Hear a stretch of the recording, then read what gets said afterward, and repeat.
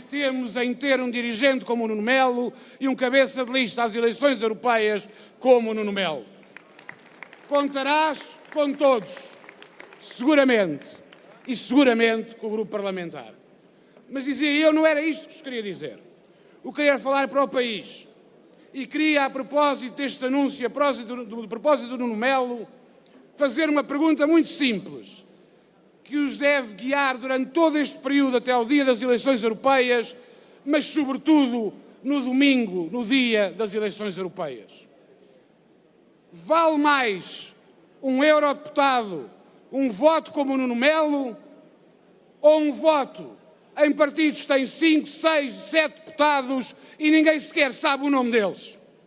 É essa a pergunta que cada um de nós tem que levar aos amigos, aos vizinhos, a todos. O Nuno Melo seguramente vale muito mais, 100 vezes mais, que 2 deputados do MPT, ou que 3 do PCP, vagamente se conhece um, até porque rodam bastante. Vale muito mais do que incógnitos eurodeputados de outros partidos que, em matéria europeia, pouco se conhece do seu pensamento, se é que se conhece alguma coisa. E esse sim, meus caros amigos, é o voto útil. É votar em alguém que pode realmente defender Portugal e os interesses portugueses e também, com isso, os interesses europeus na União Europeia. Era esta a palavra que queria dizer sobre o Nuno, sobre o desafio que teremos sobre as europeias. Quanto ao partido, meus caros, disse que ia ser breve e serei.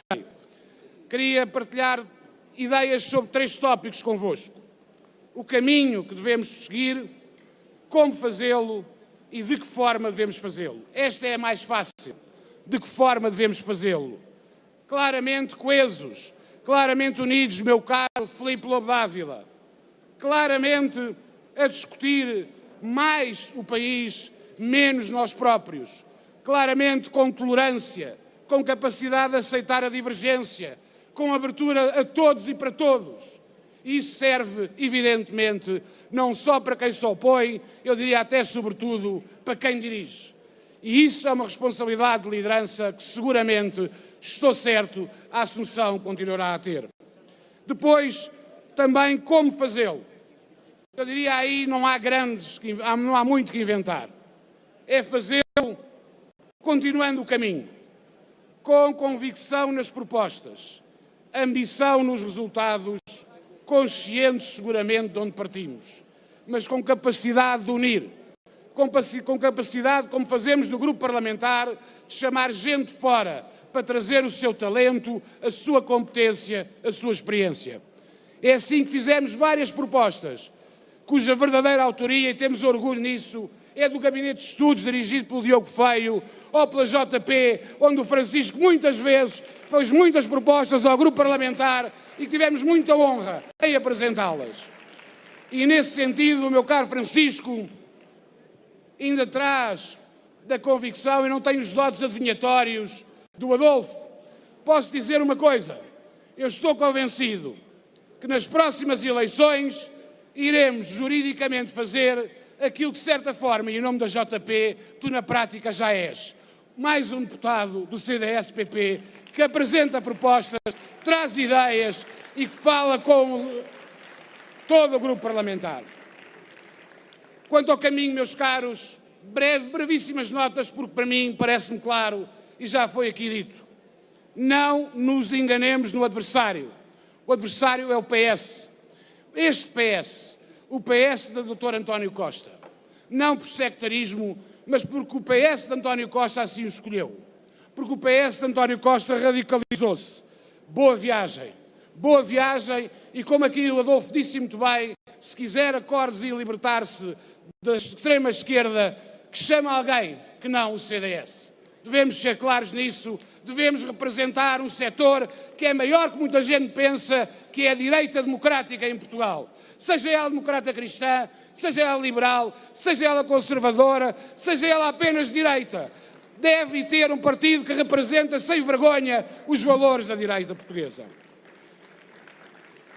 E depois dizer, e se é que houvesse dúvidas, merece aprovar, merece apoiar, merece sequer pensar merece sequer pôr a hipótese de viabilizar um governo, um Partido Socialista que não só governa mal, como sistematicamente, e ao contrário do que diz, não quer consensos?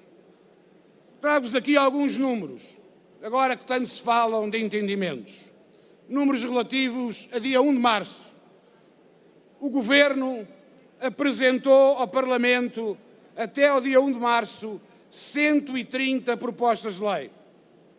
130 propostas de lei. Sabem como é que o CDS votou estas propostas de lei? Em 96 delas, a favor, 74%.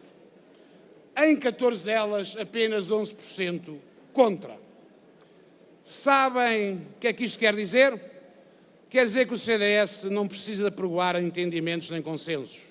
O CDS sabe muito bem ver, quando está em causa o interesse nacional, interno e externamente, atuar de acordo com os méritos das propostas e não de quem as apresenta. Mas já agora, porque há sempre o reverso da medalha, é preciso ver a contabilidade ao contrário. O que é que o PS faz quando o CDS apresenta propostas?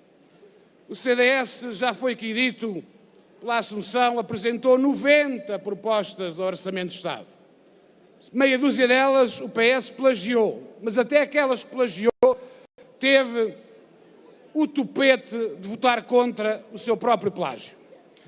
Mas é extraordinário que a única proposta que o PS aceitou foi uma proposta onde foi apanhado porque não queria indenizar os feridos graves do flagelo dos incêndios que tivemos no último verão. Só entalados com a opinião pública e pelo CDS é que o PS, em 90 propostas, achou bondade mínima para se abster a uma proposta do CDS. Mas mais. O CDS apresentou 83 propostas no Parlamento. Sabem em quantas delas o PS votou contra? Em 61. Em 76% o PS votou contra. Votou contra o aumento das pensões mínimas sociais e rurais, do quociente familiar, do estatuto fiscal para o interior, da redução do IRC, da eliminação do aumento do ISP, de medidas excepcionais para apoiar os agricultores e a seca, de apoio aos incêndios para quem com eles sofreu. Tudo contra. Puro sectarismo, por isso, meus amigos.